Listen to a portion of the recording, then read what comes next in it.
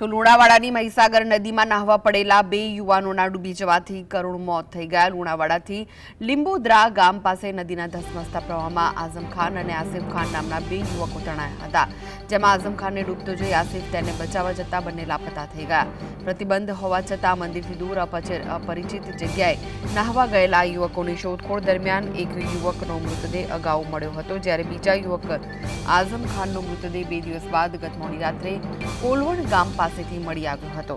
ઘટનાના પગલે મૃતક યુવકોના પરિવાર અને મુસ્લિમ સમાજમાં ભારે શોકનું મોજું ફરી વળ્યું છે। તો બે યુવકોના ડૂબી જવાથી મોત થયા છે।